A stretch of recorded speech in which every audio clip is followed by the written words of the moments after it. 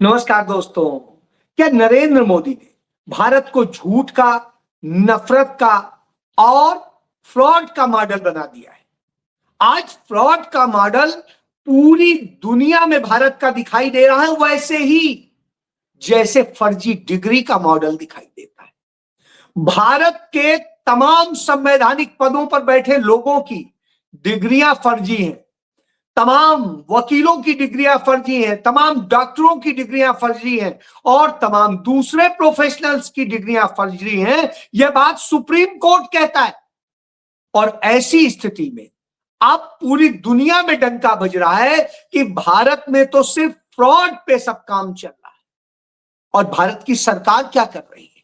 भारत की सरकार भी फ्रॉड कर रही है और अपने ही नागरिकों को लूटने का मॉडल तैयार करती है और लूट करके वो सारा पैसा अडानी को, अंबानी को और अपने चहेते मित्रों को दे देते हैं, अपने साथियों को दे देते हैं।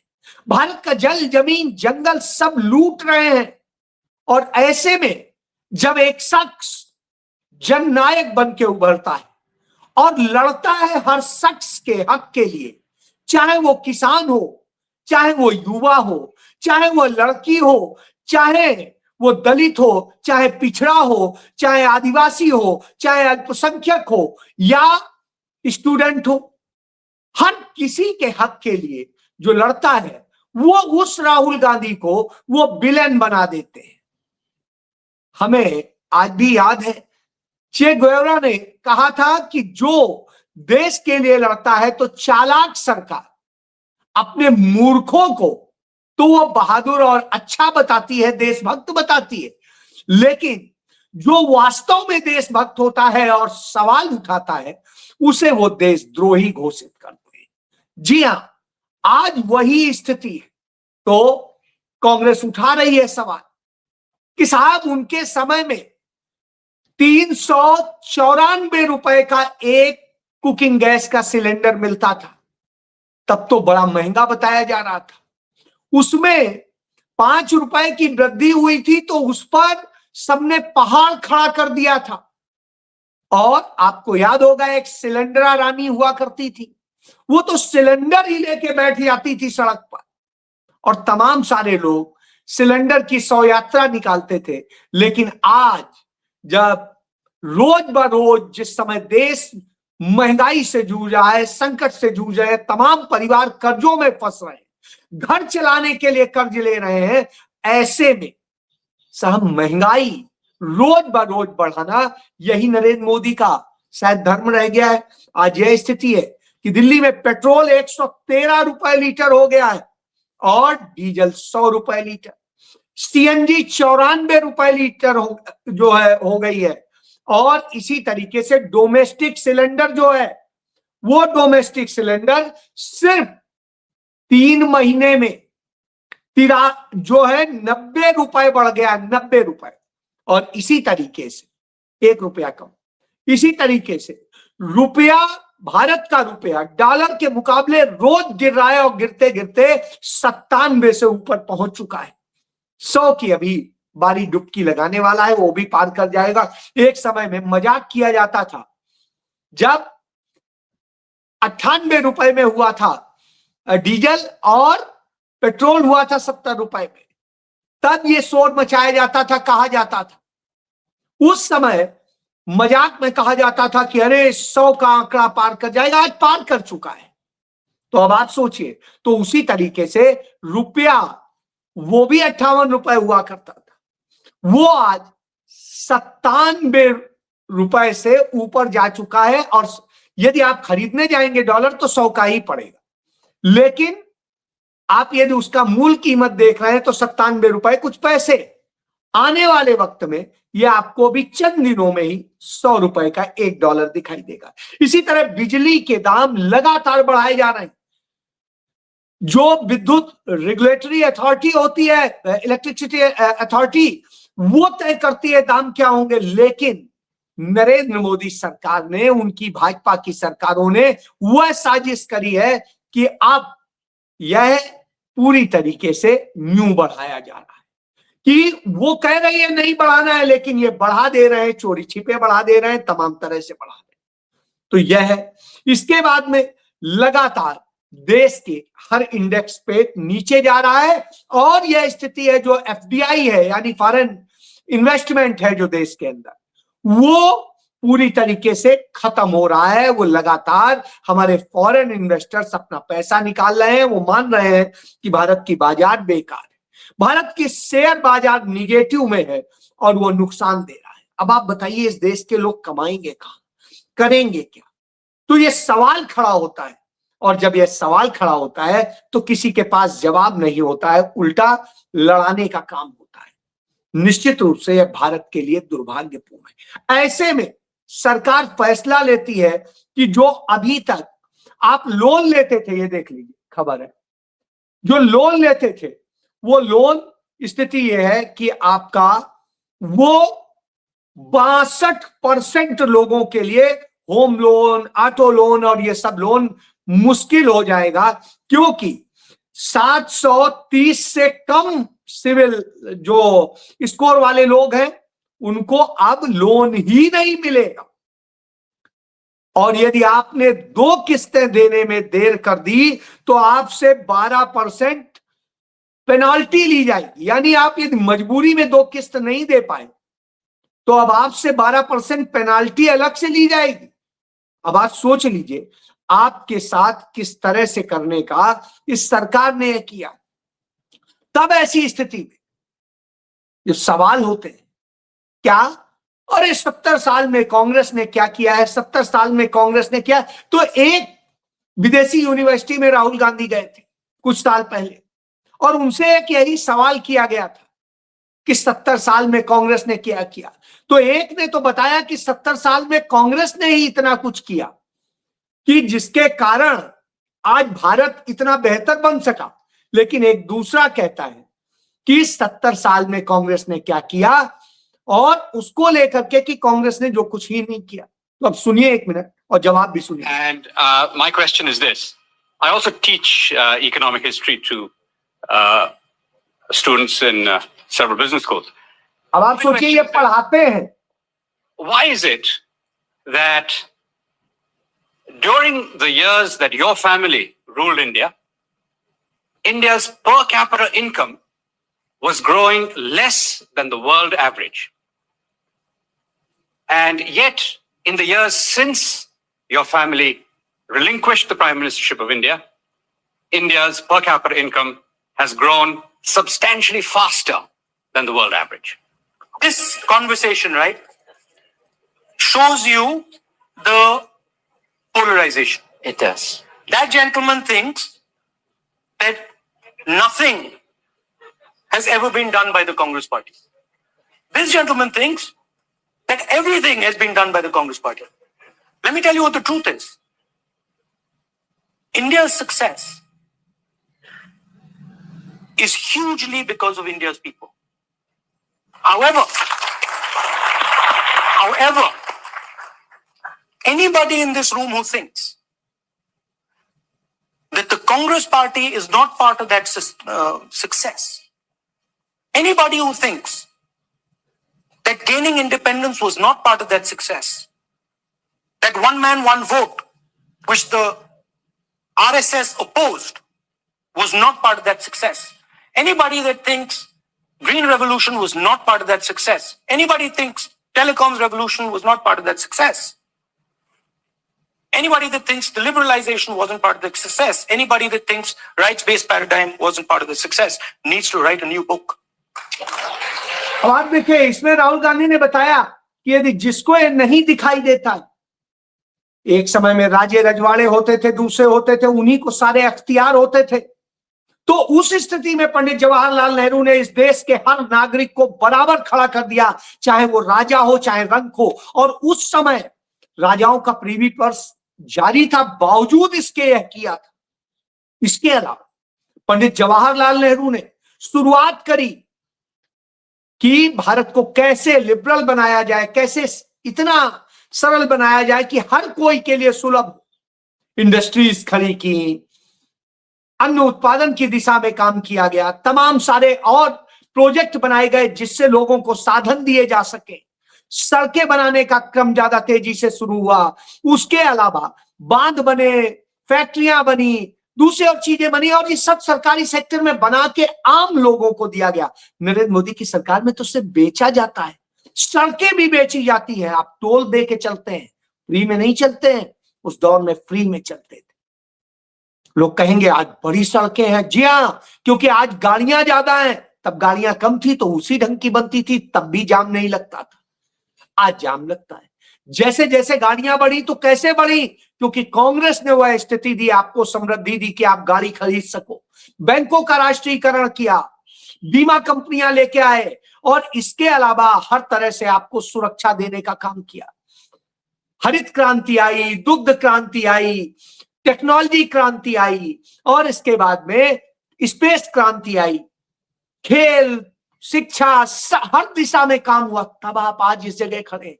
इसीलिए राहुल गांधी ने कहा कि आपको दूसरी किताब भी पढ़ने की जरूरत है, क्योंकि आपने जो किताब पढ़ी है वो किताब पता नहीं आपको क्या दिखाती। जी हाँ, यही है। ये मैं क्यों कह रहा हूं?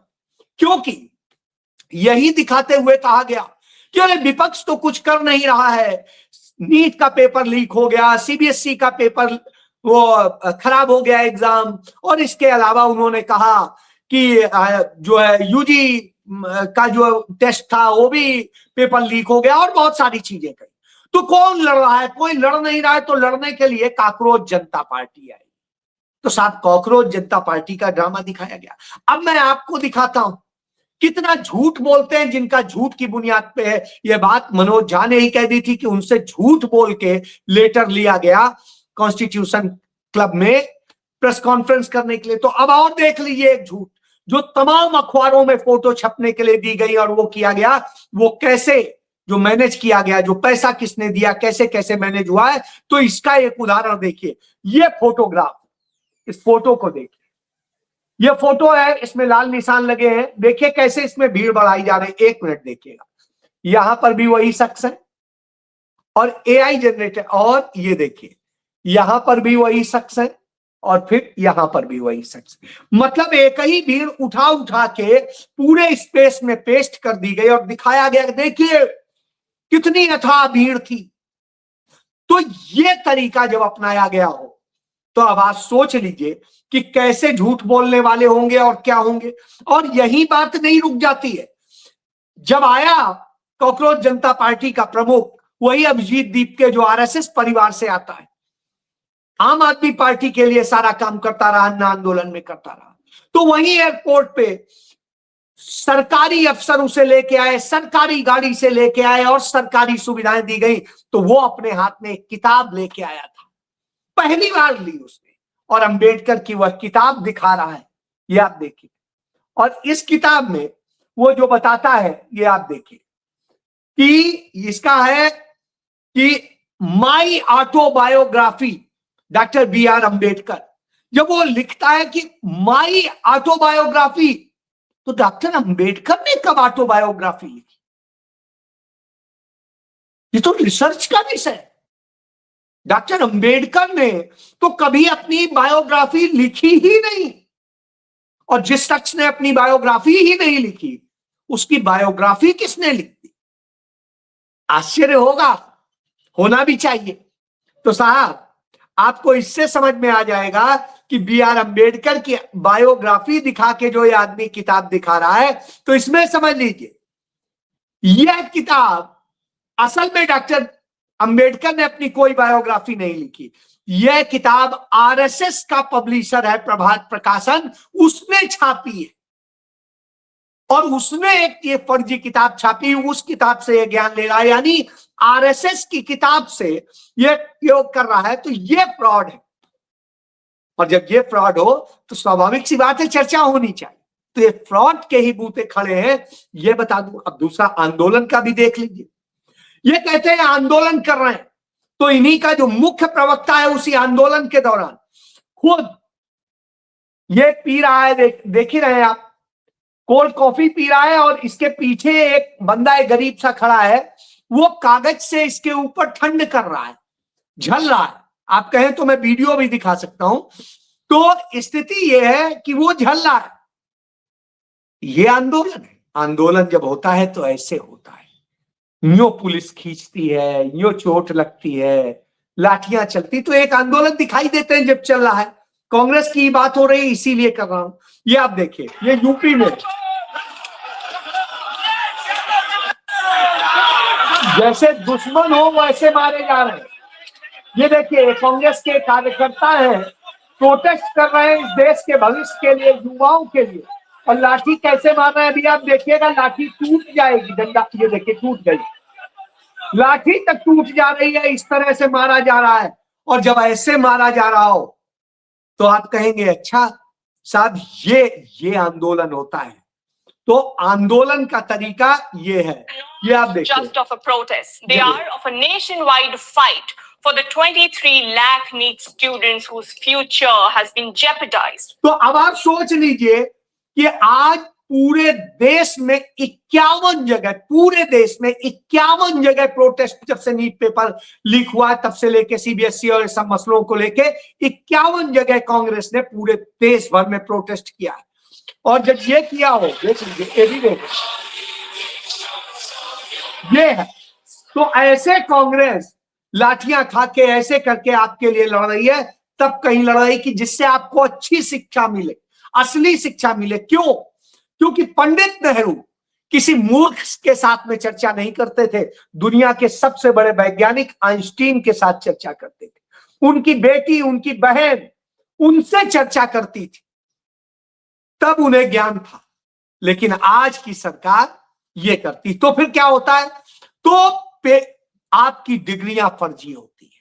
तो ये भी देख लीजिए, ये फॉक्स न्यूज ने बनाया है। ये H1B वीजा होता है, जो प्रोफेशनल का वीजा होता है। भारत के लाखों लोग H1B वीजा पर काम करते हैं अमेरिका में और दूसरी जगह, और प्रोफेशनल्स के तौर पे जो काम करते हैं। तो अब पाया गया कि 1 लाख डिग्रियां तो पकड़ ली गई कि जो फर्जी हैं, और 9 लाख और डिग्रियों की जो स्क्रूटनी चल रही है, जो फर्जी पाई गई है। प्रथम दृष्टया फर्जी है, लेकिन अभी फर्जी का पूरी तरह से प्रमाण। तो 9 लाख वो और 1 लाख तो पाई जा चुकी है, यानी 10 लाख फर्जी डिग्री। चलिए, उन 9 लाख में हो सकता है 8 लाख ही निकले, 7 लाख ही निकले, लेकिन मैं ये कह रहा हूं इतनी बड़ी तादाद में फर्जी डिग्री। यदि आप कांग्रेस सरकार के समय की बात करेंगे तो उस समय जो फर्जी डिग्री का औसत होता था, वो औसत 12 से 13% के आसपास आता था। आज यह स्थिति है 90%, 1-2 नहीं 90% डिग्रियां फर्जी हैं। यह बात आई है सामने, 2025 का यह आंकड़ा है। तो 90% जब डिग्रियां फर्जी हो, तो आप कल्पना कर लीजिए कि आपका देश आज कहां जा रहा है। यानी फर्जी डिग्री वाले लोग तमाम पदों पे बैठे होंगे तो फर्जी ही काम होंगे। तो जब ये होंगे तो स्वाभाविक सी बात है बहुत सारे सवाल भी होंगे। तो वो हर चीज से ध्यान भटकाएंगे, आपके साथ धोखा करेंगे। अब बात कर लेता हूं उन सैनिकों की जिन सेना की आड़ में छिपती है नरेंद्र मोदी सरकार। अभी परीक्षा करानी है, जो नीट का पेपर भेजना है तो काम सेना से करा लेंगे। तो जो लोग ये कह रहे हैं, आज उनकी भी स्थिति आप देख लीजिए। ये स्थिति है कि सेना में जो सेना के लोगों को लाभ देना था और उसको लेके जो अपने हक के लिए जवान लड़ाई लड़ रहे, उस पर टोटल खर्चा सरकार का जो आ रहा था वो 109 करोड़ जो है का आ रहा था, 109 करोड़ का। लेकिन नरेंद्र मोदी सरकार ने 244 करोड़ रुपए कोर्ट में खर्च कर दिए कि साहब उन्हें यह हक न देना पड़े। तो अब आप सोचिए, वैसे ही है जैसे राजीव गांधी को भ्रष्ट घोषित करने के लिए कि 64 करोड़ की दलाली ली गई है, 250 करोड़ रुपया सिर्फ सीबीआई ने खर्च कर दिया। कोर्ट और सबका मिला करके वो 350 करोड़ बनता था। तो अब आप खेल समझ सकते हैं, ये है नरेंद्र मोदी सरकार। और तब वो जब खुद 15 लाख करोड़ रुपए से अधिक का घोटाला करवा देती है अपने राजेश एक्सपोर्ट से, तब चुप्पी साधे होते हैं सब, बिल्कुल चुप्पी। सुई पटक सन्नाटा। तो ये है आपकी सरकार। तो आप इससे न्याय की उम्मीद कर रहे हैं, इससे आप उम्मीद कर रहे हैं कि ये कुछ सच करेंगे।